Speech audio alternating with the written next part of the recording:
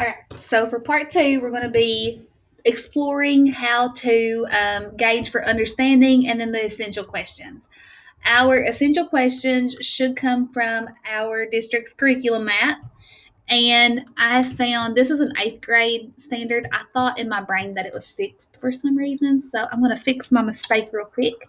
And I'm going to come down here to essential questions. And I'm going to take the learning target or targets, because some of them will have multiple, from this unit. And I'm going to copy that. And I'm going to come over and I'm going to paste that, and hopefully this one will work better. There we go.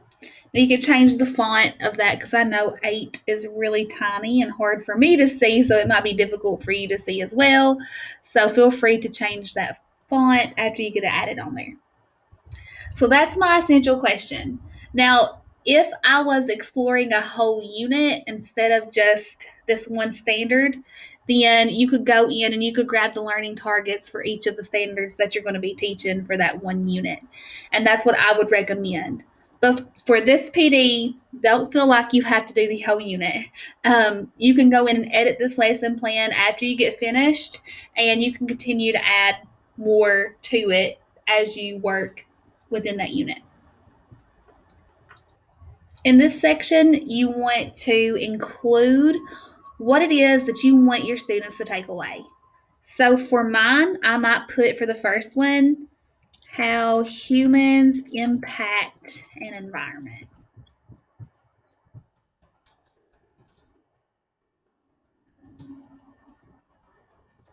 Because that's the overall arching thing that I'm trying to figure out. How do humans impact the environment? And from there, I want to be able to say, how can we minimize that? And then maybe also, how do we monitor that? And then I might go in and put some things that I know that I want to focus on, like I want to focus on pollution and habitat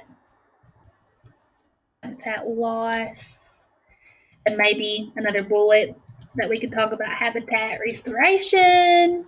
And the list could go on and on. Like, this is where you get to be creative. This is just the big things that you can put in there to make the unit kind of flow. So this part, and where we're just focusing on one standard, this will be kind of short, but you could make that be as long as you want to. And if you have multiple standards, you could even like color code them and say like all of the orange go with NGSS 3.3 and all of the blue go with 3.4 or whatever, and however you want to organize it in order to make sense for you. In our next video, we're going to explore phenomena and how to find effective phenomena for your class and your standards.